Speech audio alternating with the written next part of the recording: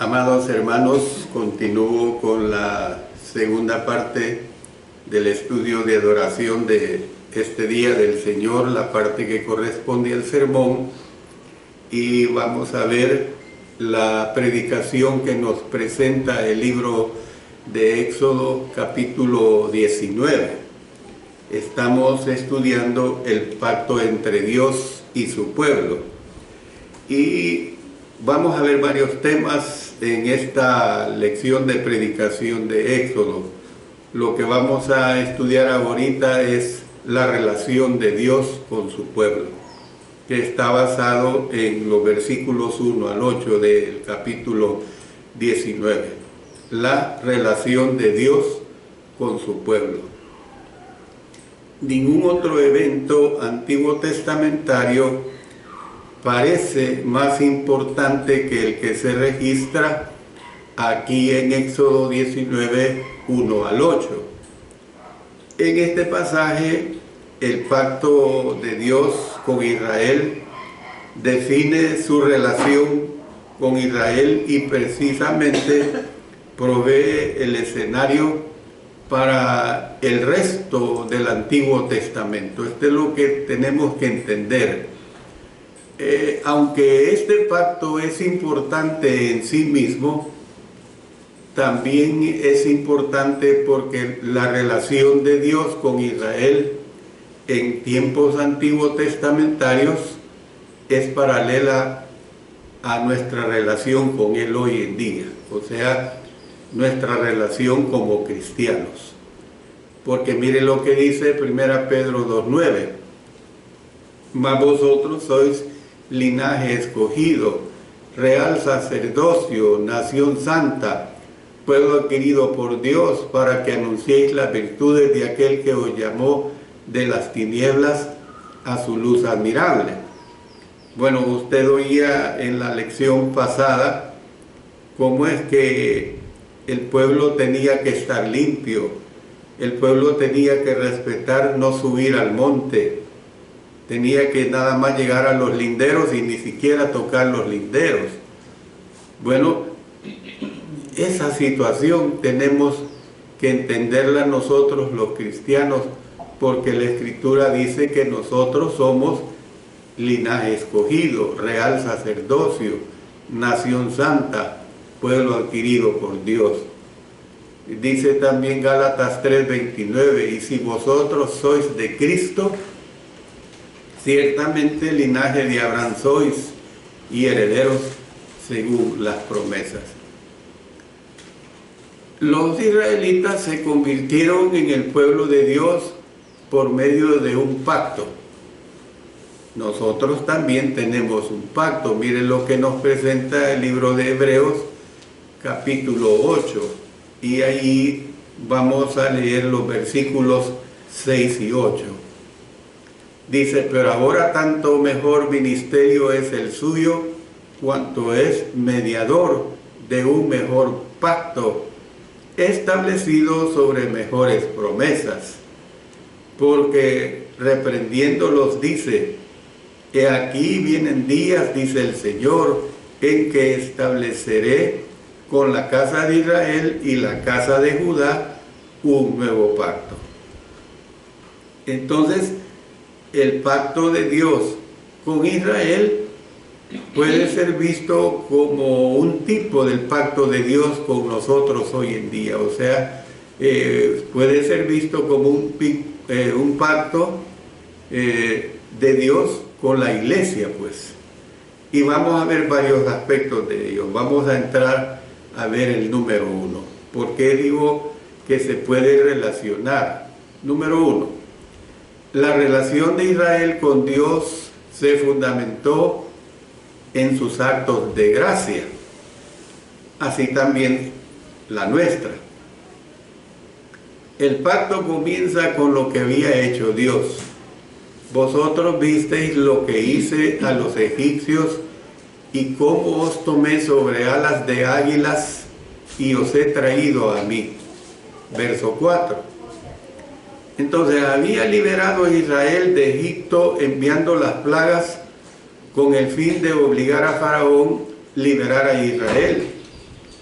y abriendo y cerrando el mar para salvar a Israel y destruir al ejército de Faraón.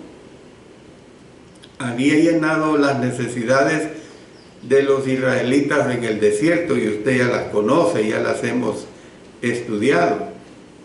Al proveer orientación, lo vimos en Éxodo capítulo 13, al proveer agua, Éxodo 15, al proveer comida, Éxodo 16, al proveer victoria en la batalla, Éxodo 17, y al proveerles organización, Éxodo 18.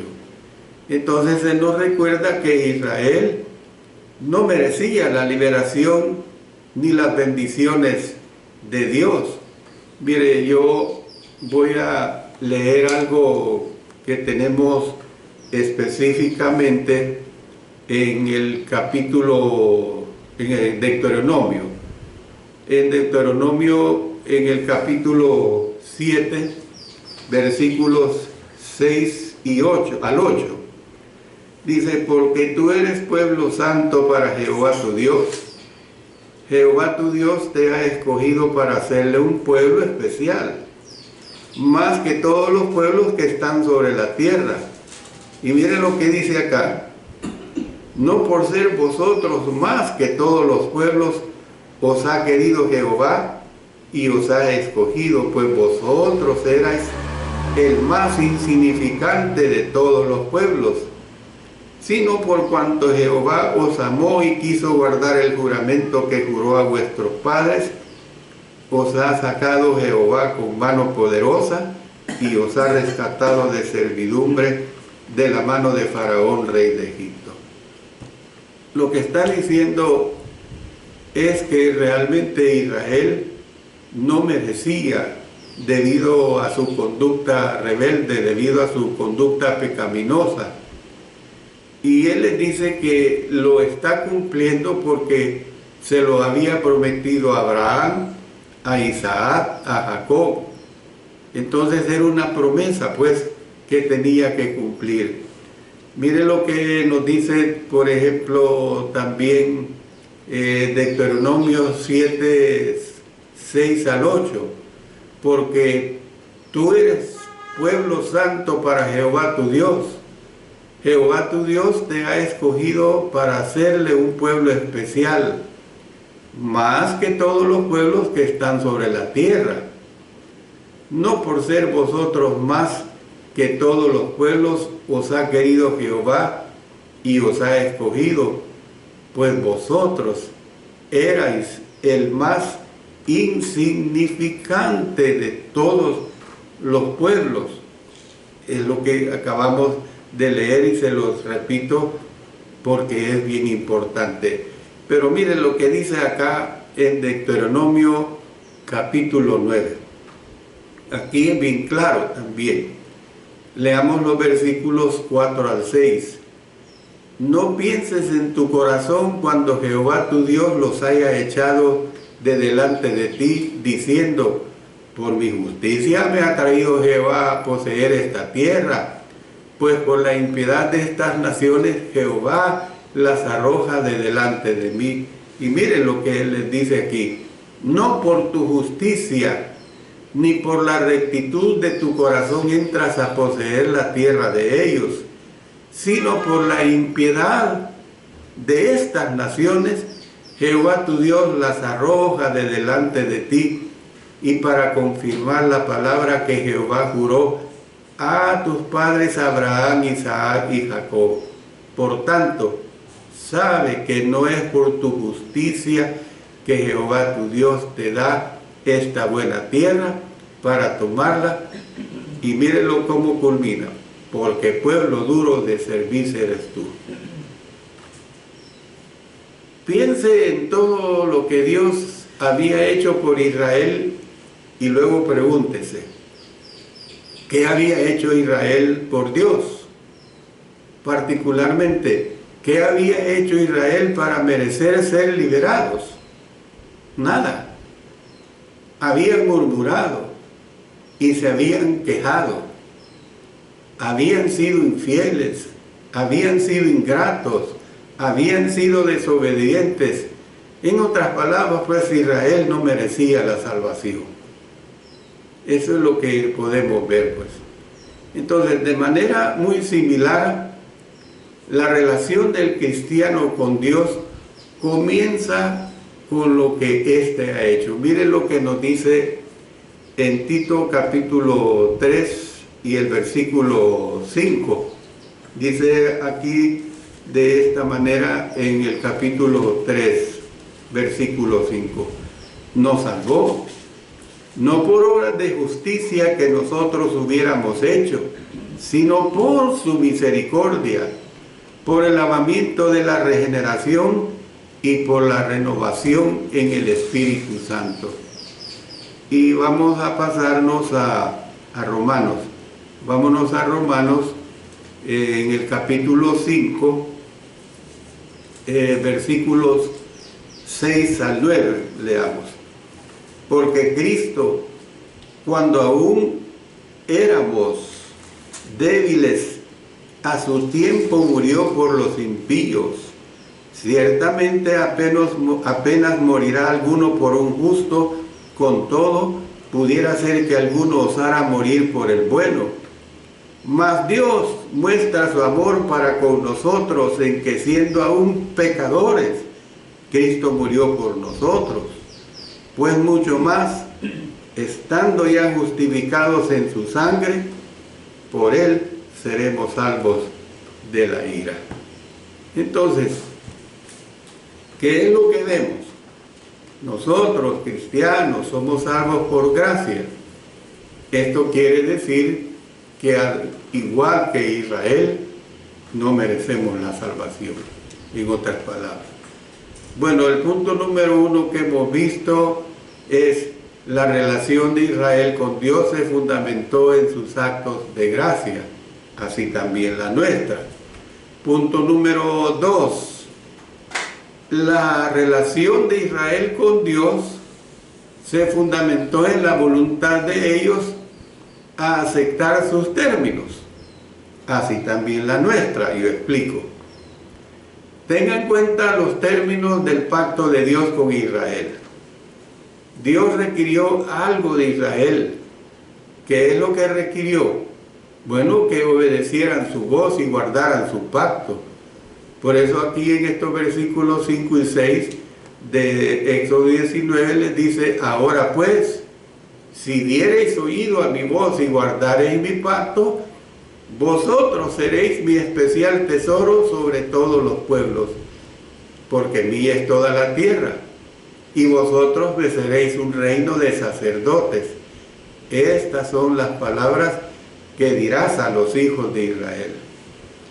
Israel tenía derecho a aceptar o a rechazar lo que Dios le ofrecía. Sin embargo, no tenía derecho a modificar tal ofrecimiento ni imponerle condiciones a Dios. Israel aceptó sus términos. Por eso lo que vimos en el versículo 8, y todo el pueblo respondió a una y dijeron: todo lo que Jehová ha dicho, haremos. Y Moisés refirió a Jehová las palabras del pueblo. Entonces, Dios, habiendo hecho tanto por nosotros, nos ofrece la oportunidad de comenzar una relación con Él. Podemos ser su pueblo. Sin embargo, tenemos una opción.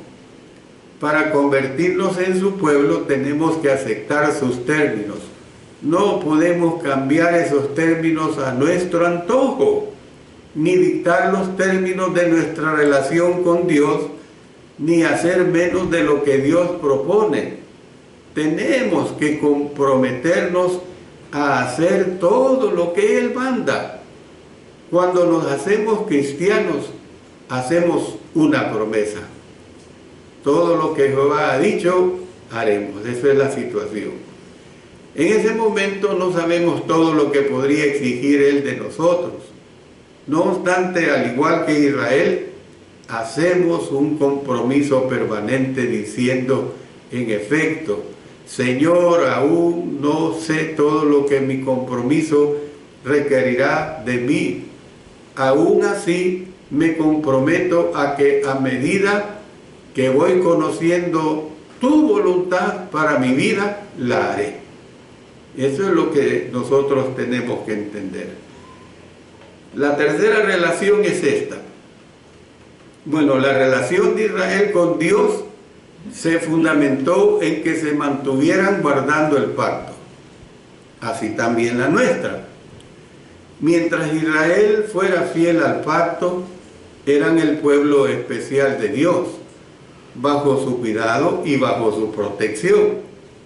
Sin embargo, cuando el pueblo no obedecía la voz de Dios ni guardaba su pacto, entregaba a Israel a sus enemigos. Eso usted puede constatarlo a través de la historia antiguo testamentaria de este libro de Josué en adelante, hasta el libro de Malaquías. Había varios pecados que tenían que ver con su negativa a obedecer. Y yo le menciono pues cuáles eran esos pecados que tenían que ver con su negativa. Número 1, se olvidaron de lo que Dios había hecho por ellos, la manera como los había salvado por gracia. Número 2, se asociaron íntimamente con los incrédulos. En lugar de expulsar a los habitantes de la tierra prometida, ¿qué hicieron?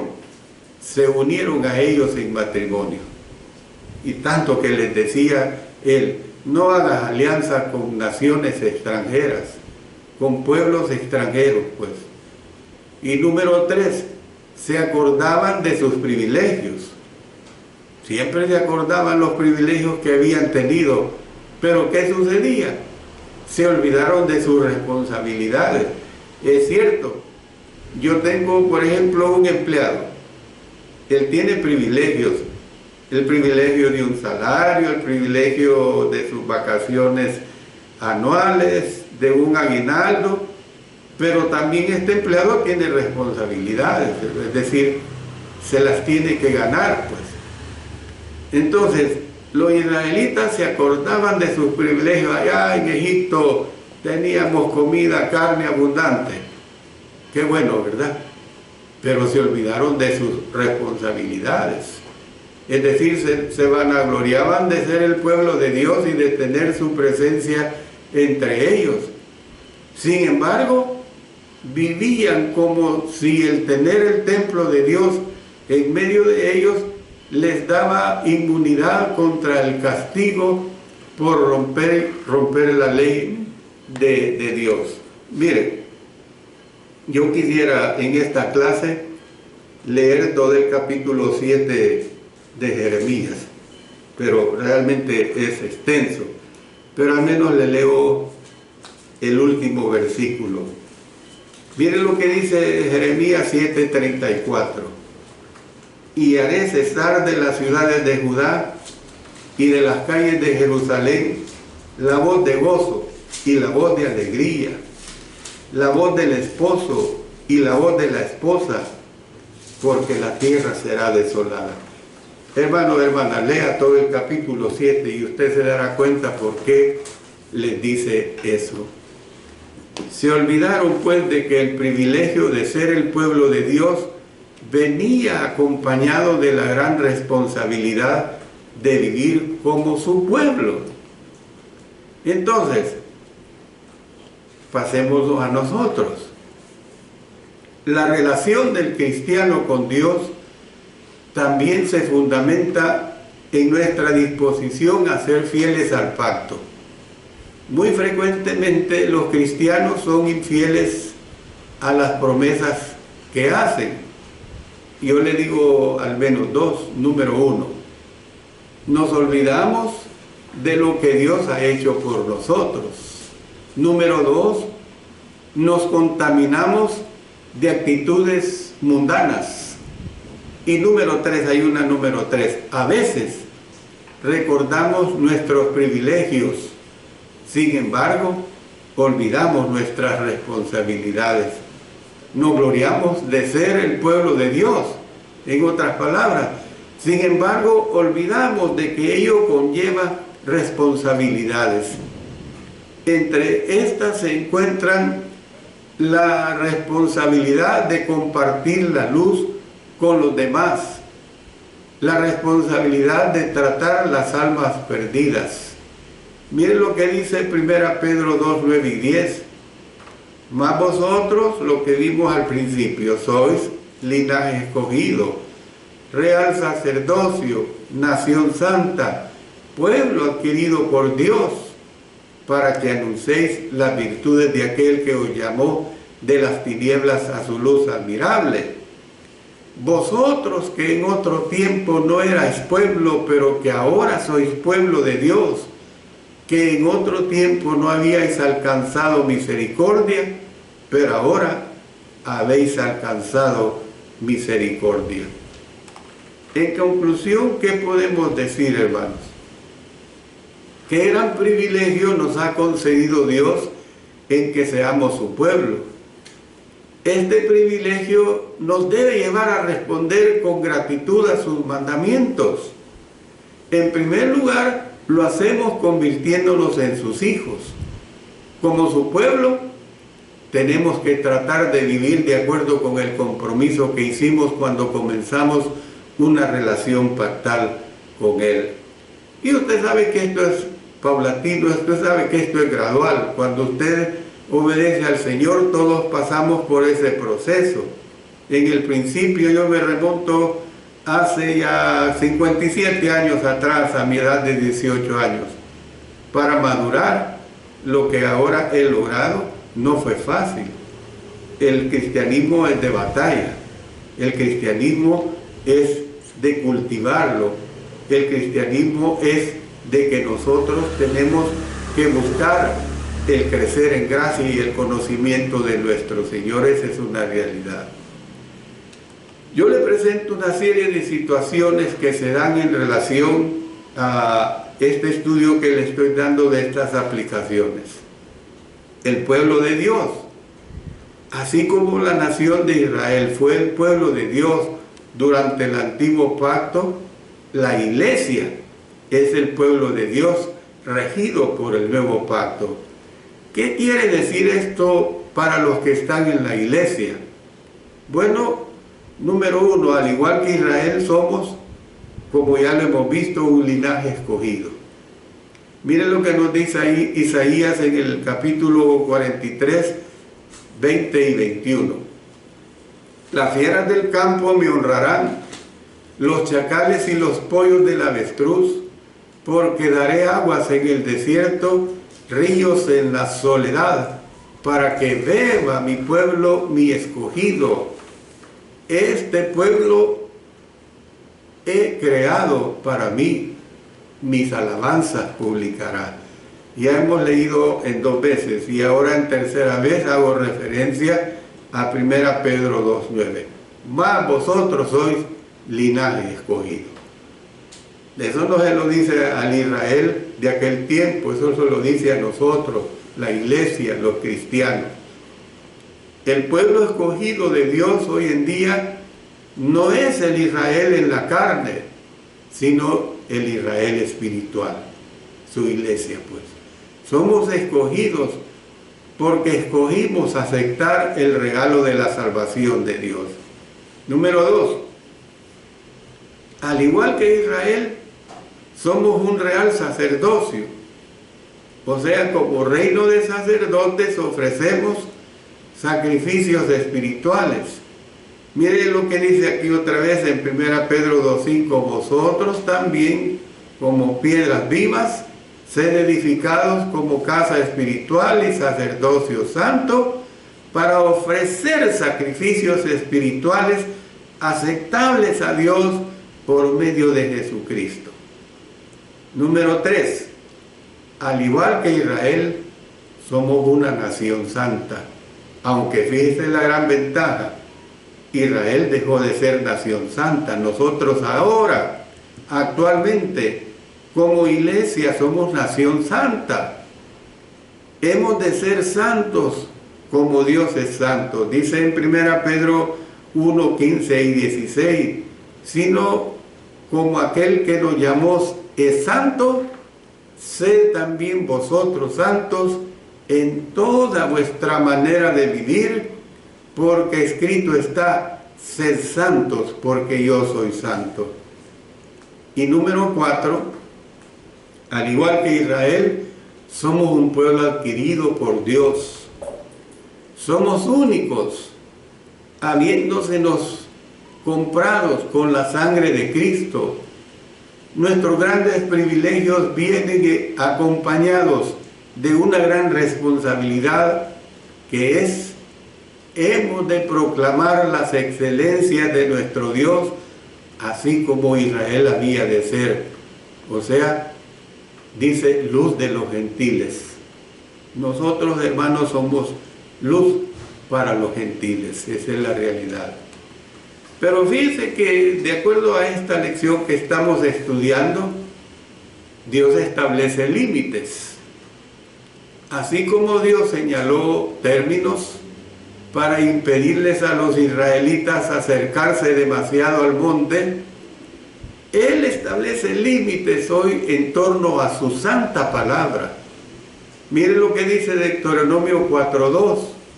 No añadiréis a la palabra que yo os mando, ni disminuiréis de ella, para que guardéis los mandamientos de Jehová vuestro Dios, que yo os ordené.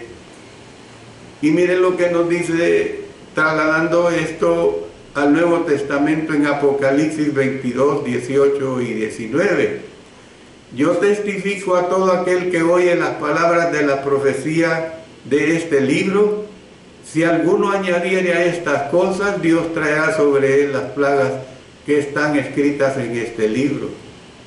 Y si alguno quitare de las palabras del libro de esta profecía, Dios quitará su parte del libro de la vida y de la santa ciudad y de las cosas que están escritas en este libro. Segunda Juan 9 dice: cualquiera que se extravía y no persevera en la doctrina de Cristo, no tiene a Dios. El que persevera en la doctrina de Cristo, ese sí tiene al Padre y al Hijo. Cuando yo estoy preparando mis lecciones, estos mensajes que yo les presento a ustedes el día del Señor, el día lunes, con el libro de Colosenses ahora, el miércoles con la vida y ministerio de Cristo, en mi uso de las Sagradas Escrituras estoy pegando las citas bíblicas de la Biblia que tengo en mi computadora, Reina Valera, versión 60. Y cuando le doy pegar, resulta que el sistema o el programa Word me señala subrayado una palabrita en rojo. Y me observo por qué. Y dice la palabra él. ¿Y por qué está en rojo? Porque no está tildado. Y es un pronombre. Cuando yo digo él es un hombre, así, asá, es un pronombre. Pero cuando yo digo él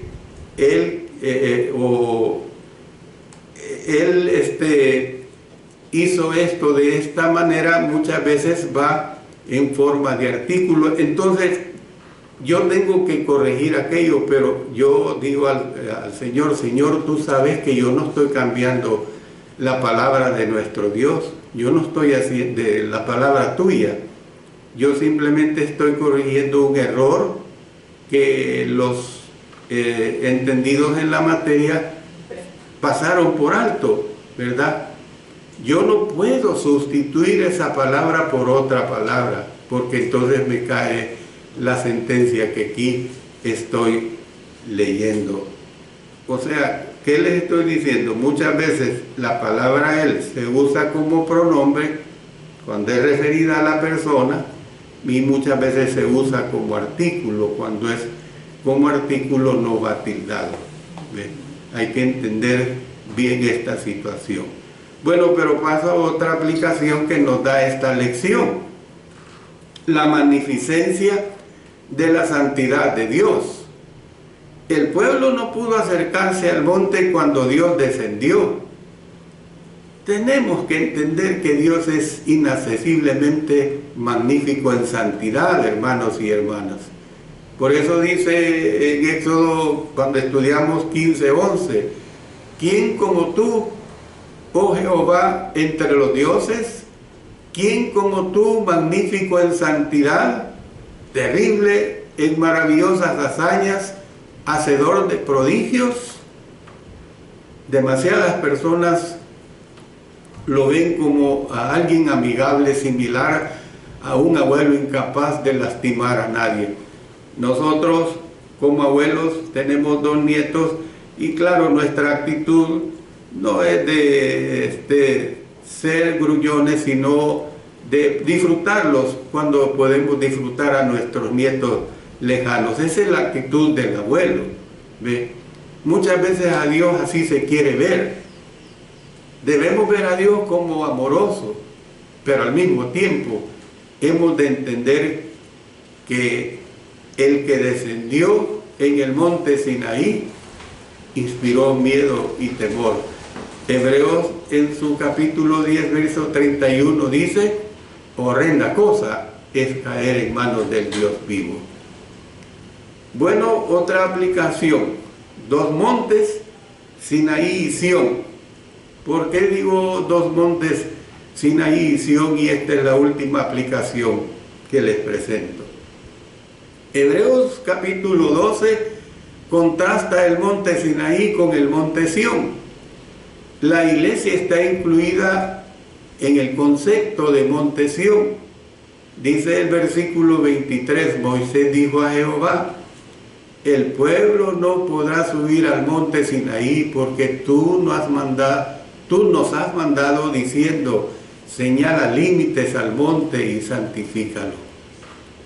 Hoy los cristianos no se han acercado a algo que hace que las personas tengan miedo, sino a algo mucho mejor, porque estar en la iglesia no es para tener miedo. Si usted está viviendo la vida en Cristo Jesús, la vida en el Señor, es una vida de felicidad. Y mire, yo voy a terminar mi mensaje de este día, el Señor de esta mañana, con la lectura que tenemos en Hebreos capítulo 12, versículos 18 hasta el 24. Porque no os habéis acercado al monte que se podía palpar, Sinaí pues, y que ardía en fuego, a la oscuridad, a las tinieblas y a la tempestad, Sinaí, al sonido de la trompeta y a la voz que hablaba, la cual los que la oyeron rogaron que no se las hablase más, Sinaí, porque no podían soportar lo que se ordenaba. Si aún una bestia tocare el monte, será apedreada o pasada con dardo, Sinaí. Y tan terrible era lo que se veía, que Moisés dijo: estoy espantado y temblando.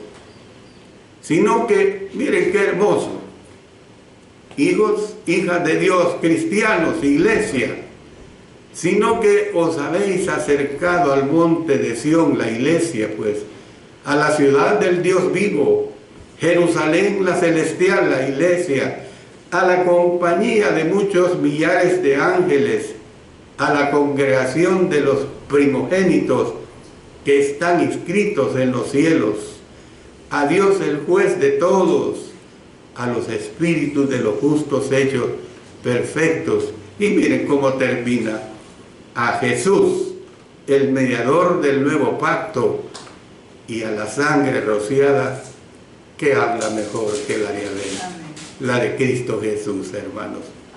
Qué hermoso pues, qué hermoso lo que nosotros podemos ver pues en esta comparación de estos 2 montes, Sinaí y Sión. Si era glorioso acercarse a Sinaí, que tenían que respetarlo, que no podían ni poner un pie, ni humano ni animal, porque eran sacrificados con su vida, qué hermoso es que ahora este monte Sión, la iglesia, nosotros podemos y estamos dentro de ella. Es una bendición única, hermanos, que nosotros tenemos que estar demasiado agradecidos. No tenemos que ver a ese Israel que fue. Yo le doy mucho énfasis, siempre lo haré. El Israel que fue, el que ya no es nación predilecta para Dios. Ahora, la iglesia es esa nación predilecta para Dios y nosotros somos parte de ella. Bendito sea Dios, hermanos, que tenemos ese gran privilegio. En el próximo estudio, para concluir este capítulo 19, yo le voy a presentar un estudio adicional que habla sobre el pacto, o sea, los diversos pactos que se dieron a través del Antiguo Testamento y cómo es que estos pactos, retrocediendo a la vida antiguo testamentaria, eran respetados, hermanos. Si esos pactos eran respetados, cuanto más nosotros tenemos que respetar el pacto que hemos hecho con nuestro Dios dentro de su iglesia. Bendito sea Dios. Oremos. Señor Dios Todopoderoso, te damos agradecimiento especial, porque de tu palabra aprendemos mucho, de tu palabra somos muy edificados, y de tu palabra nos conforta, nos ayuda a mantener nuestro cristianismo siendo un cristianismo obediente. Gracias, Señor, por ello. En el nombre de nuestro Señor Jesucristo. Amén. Amén.